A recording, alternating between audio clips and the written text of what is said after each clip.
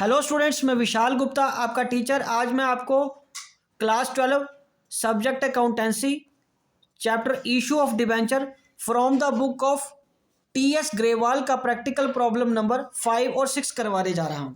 Students, इससे पिछले 4 question मैं अपनी वीडियोस में मेरे चैनल में मैं अपलोड कर चुका हूं। आप मेरे चैनल को सब्सक्राइब कर लीजिए और वहां से वो क्वेश्चंस देख लीजिए।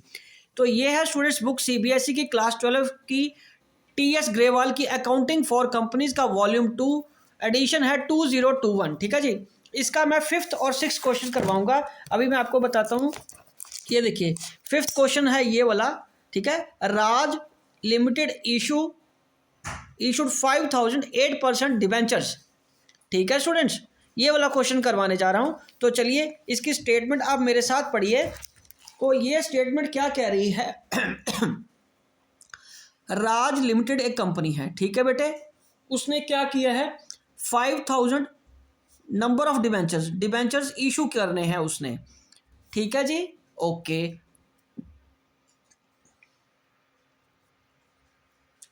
Eight the rate of ₹100 each. ठीक है, एट अ प्रीमियम ऑफ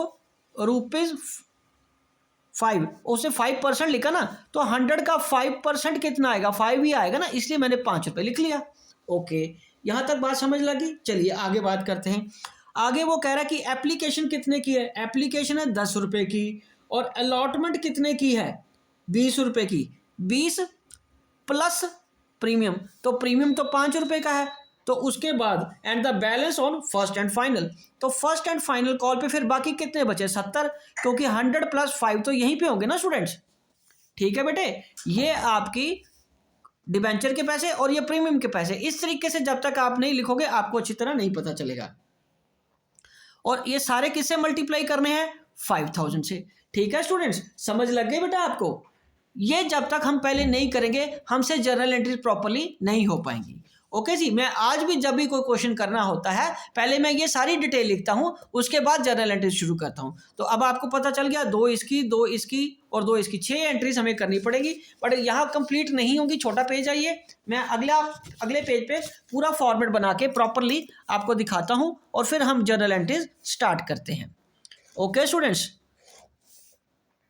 आपको पता है अकाउंट्स में प्रॉपर फॉर्मेट का होना बहुत ज़रूरी है, क्योंकि जब तक आप प्रॉपर फॉर्मेट में काम नहीं करोगे आपकी अंडरस्टैंडिंग नहीं बढ़ेगी और आपको चीज़ें समझ नहीं आएगी।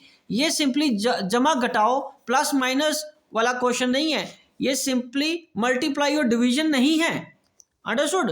ये अकाउंट्स है, बिना फॉर्मेट के अकाउंट्स नहीं ठीक बन पाते, ना ही समझ आती है, ना ही वो हमारे फ्रेम में आते हैं अच्छी तरह।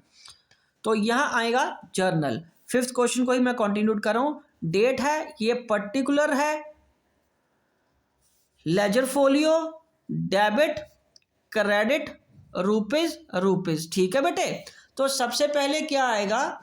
सबसे पहले आएगा bank account debited to debenture application account. ठीक है, और वो कितने का है? 5000 शेयर इंटू 10 करके। Being application money received 50,000।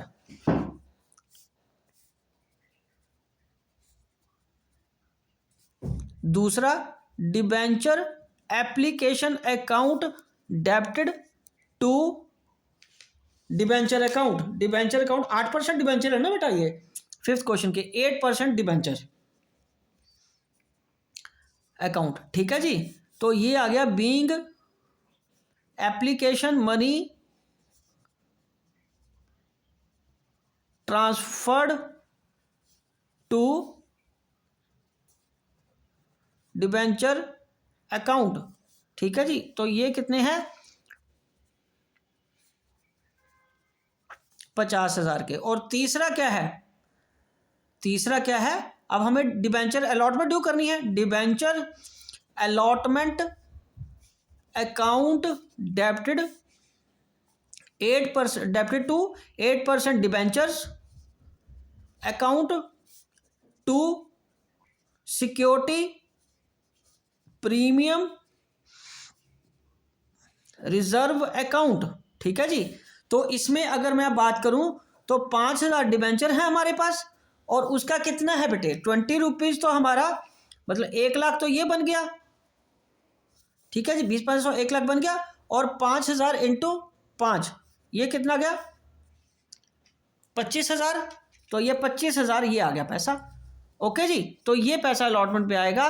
1 lakh रुपया तो डिबेंचर में जाएगा बेटा, और 25,000 सिक्योरिटी प्रीमियम रिजर्व में रहेगा, तो ये आएगा 1,25,000।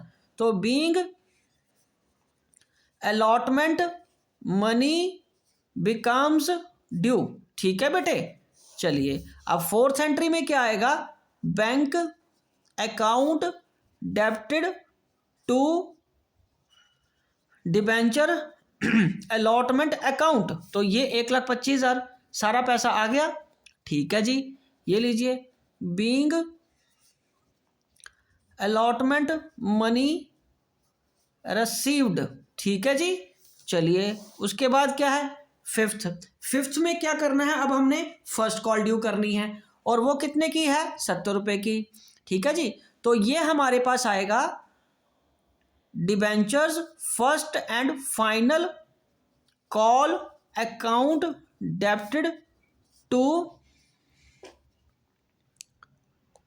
8% डिबेंचर्स, और ये कितने हैं 5,000 इंटू 70 रुपये, तो ये कितने बन जाएंगे 5,000 इंटू 70 रुपये 3.5 लाख रुपया बन जाएगा ना, ये 3.5 लाख रुपया। और यहाँ नरेशन आएगी being first and final call money becomes due, ठीक है जी। तो ये कितना आ गया 3.5 लाख, कितना आ गया बेटे 3.5 लाख। और छठे एंट्री में क्या आएगा, बैंक अकाउंट डेबिटेड टू, बोलो क्या आएगा, शाबाश, debenture first and final call, तो ये कितना आ गया 3.5 लाख, 3.5 लाख।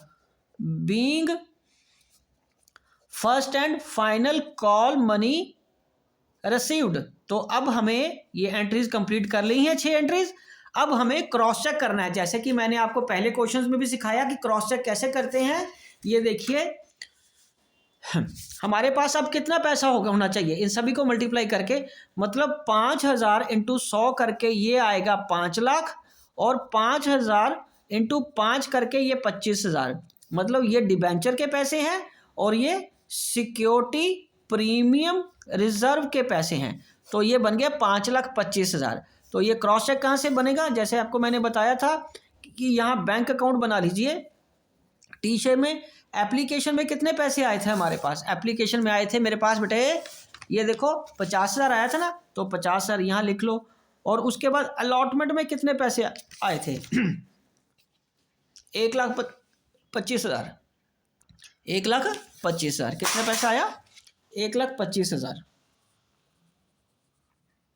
और फर्स्ट एंड फाइनल कॉल में कितना आया बेटे, फर्स्ट एंड फाइनल कॉल में कितना आया, ये देखिए वो कितना था 3.5 लाख रुपया, कितना आया बेटे 3.5 लाख रुपया, तो ये 3.5 लाख आया। अब इसका हम टोटल कर लेंगे, तो ये टोटल हमारा यही बाय बैलेंस बनना चाहिए ना फिर, ठीक है। तो ये देखो कितना आ गया 50,000 ये है, 1,25,000 ये है, और 3.5 लाख मिला के बन गया 5,25,000। वेरी गुड, ठीक है। तो ये हमारा आंसर आ गया, ये 5,25,000। ये टी शेप में एक रफ सा बना के देख लो, ठीक है जी। ये हमारा सारा क्वेश्चन है, ये हमारा क्वेश्चन था 5th। ओके जी, तो मैं एक बार जर्नल एंट्रीज आपको दोबारा दिखा देता हूँ, आप आराम से इसको स्लो करके पॉज करके अपनी कन्वीनियंस के हिसाब से वर्किंग करके खुद देखिए। जहाँ दिक्कत आती है आप अपनी क्वेरी कमेंट में मेरे को भेजिए, मैं आपको सूटेबल रिप्लाई ज़रूर दूंगा, ठीक है जी। तो चलिए इसके बाद हम स्टार्ट करते हैं 6 क्वेश्चन। तो यहाँ पे है 6 क्वेश्चन। 6 क्वेश्चन क्या कह रहा है, ये देखिए 6 क्वेश्चन मैं आपको दिखाता हूँ। आलोक लिमिटेड इशूड 7,000 10% डिबेंचर ऑफ 500, ठीक है जी। मैं यहाँ से शुरू कर रहा हूँ। तो यहाँ पे 6 क्वेश्चन की में बात करें तो सबसे पहले कंपनी का नाम लिख लेते हैं आलोक, आलोक लिमिटेड। आलोक लिमिटेड के कितने हैं बेटे 7,000 10% डिबेंचर, ठीक है। और कितने भी इशू करने हैं, 500 रुपये, उसकी कितनी 500 रुपये प्रीमियम है और प्लस 50 रुपये का उसका क्या है प्रीमियम, 50 रुपये का प्रीमियम वो लेना है। And redeemable eight A premium of 10% after 5 year, उसका नहीं हमें कुछ करना। प्रीमियम और रिडम्पशन अभी इसमें हमें कुछ नहीं करना, हमें सिर्फ सिक्योरिटी प्रीमियम, मतलब ये कौन सा प्रीमियम है, सिक्योरिटी प्रीमियम रिजर्व, वो 5 साल बाद जब करेंगे ना तब देखेंगे उसका क्या करना, अभी इस क्वेश्चन में उसकी कोई ज़रूरत नहीं है। ठीक है जी। तो according to the term of the issue, तो इसमें एप्लीकेशन कितने की है, 200 रुपये की, एंड बैलेंस ऑन अलॉटमेंट, तो अलॉटमेंट किस पे है, 500 जमा 50। ठीक है जी, सॉरी 300 आ जाएगा ना, 500 तो टोटल है, 500 जमा 50 ये बन गया मेरा मतलब। ठीक है, अब आप सोचोगे सर आपको कैसे पता चला कि अलॉटमेंट पे ही प्रीमियम देना है, बिकॉज जब कहीं ना कहा गया हो तब हम अलॉटमेंट पे ही प्रीमियम लेते हैं। और वैसे यहाँ बताया भी था कि एप्लीकेशन पे तो सिर्फ 200 ही है और प्रीमियम की बात ही नहीं करी उन्होंने एप्लीकेशन पे, तो रिमेनिंग पैसा फिर कहाँ आ रहा है, साथ में वो खुद बता रहा है रिमेनिंग पैसा किस पे आ रहा है, अलॉटमेंट पे, तो सारे पैसे फिर अलॉटमेंट पे ही जाएंगे ना। तो बस ये एंट्रीज हम करते हैं। अब इसकी तो सिर्फ 4 एंट्रीज ही बनेगी ना बेटा, प्रीमियम और रिडम्पशन की हमें कोई एंट्री यहाँ नहीं करनी, हमें सिर्फ उसने इशू की एंट्री करने को बोला है, हम उसी की ही बात करेंगे। ओके जी, ठीक है। तो चलिए अब हम इसकी जर्नल एंट्रीज करते हैं आलोक की बुक्स में। तो यहाँ पे सीरियल नंबर है डालेंगे क्योंकि डेट तो गिवन नहीं है, particulars, ledger folio, debit, credit, rupees. तो पहला क्या आएगा, bank account debited to debenture application account being application money received, being application money received, और वो कितनी रिसीव हुई है, इसमें ना कोई प्रो रटा का केस था ना कुछ था, तो 7,000 डिबेंचर का 200 रुपया हमें मिला, 7,000 डिबेंचर का 200 रुपया मिला, तो कितना आ गया, 14 लाख रुपया आ गया बेटा, ये कितना आ गया, 14 लाख। ठीक है जी, तो ये 14 लाख पैसा आ गया, और ये पैसा किस में चला जाएगा, 10% डिबेंचर में हम शिफ्ट कर देंगे, राइट हो। तो ये आ जाएगा डिबेंचर एप्लीकेशन अकाउंट डेबिटेड, ठीक है जी, टू 10% डिबेंचर्स, तो ये आएगा 14 lakh. Being application money transferred to debenture account, ठीक है जी, चलो ठीक है। उसके बाद अलॉटमेंट मनी बिकम ड्यू करनी है ना हमें, तो ये आएगा debenture allotment account debited to 10% debentures account to security premium reserve account, ठीक है जी। तो ये कितना है, 7,000 इंटू 300, तो ये आ गया 21 लाख, 7,000 इंटू 300 था ना ये, हाँ बेटा ये कितना था, 200, हाँ 7,000 इंटू 200 किया था, 14 लाख आया था ना, तो ये 300 से मल्टीप्लाई करना, सॉरी हाँ, 7,000 इंटू 30 करके आएगा 21 लाख, 7,000 इंटू 300 तो 21 लाख बना, और ये 7,000 इंटू 50, 7,000 इंटू 50 ये बना 3.5 लाख रुपया, और टोटल कितना हो गया, 24.5 लाख रुपया, ठीक है जी। तो अलॉटमेंट पूरी कितने की ड्यू हुई, 24.5 लाख की, तो 21 लाख तो डिबेंचर का पैसा है, और ये कितना पैसा है, 3.5 लाख का। ओके जी, तो यहां लिखेंगे being allotment money becomes due, ठीक है जी। और फोर्थ क्या एंट्री आएगी, ये आएगी bank account debited to debenture allotment account being allotment money received,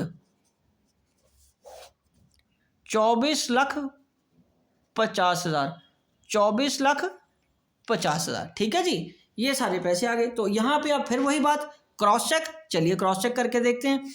हमारे पास ये देखिए, हमारे पास क्या था, ये यहाँ मैं क्रॉस चेक कर देता हूँ आपको। टोटल 7,000 डिबेंचर थे और 500 रुपये के हिसाब से कितने बने, 35, 1 2 3 4 5, 1 2 3 4 5, तो ये 35 लाख बना। ठीक है जी, और 7,000 ये तो डिबेंचर के पैसे हैं, और सिक्योरिटी प्रीमियम कितने का है, 7,000 इंटू 50, तो ये आ गया 3.5 लाख रुपया। तो ये कितना बन गया, 35 लाख एक जमा 3.5 लाख, ये आ गया 38,50,000। ये कितना आ गया, 38,50,000। ठीक है बेटे, समझ लगी आपको। अब हम क्रॉस चेक करते हैं। ये लीजिए, बैंक अकाउंट बनाया, एप्लीकेशन में कितने पैसे आए थे हमारे पास, 14 लाख रुपया। ठीक है जी, और अलॉटमेंट के वक्त कितने पैसे आए हैं, ये देखिए 4th एंट्री में कितने आए हैं, 24.5 लाख रुपया। तो अलॉटमेंट के समय कितना आया, 24.5 लाख रुपया, और टोटल कितना बना, 14 लाख, सैकड़ा, हजार, 1000, लाख, 1.5 लाख जमा सैकड़ा, हजार, 1000, लाख, 1.5 लाख, ये आ गया 38,50,000। तो ये हमारा आंसर आया बेटा। ठीक है जी, ये हमारा आंसर है। ओके जी, ये हमारा सारा क्रॉस चेक है। तो अभी इसी के साथ मैं आपको एक बार दोबारा एंट्रीज बता देता हूं।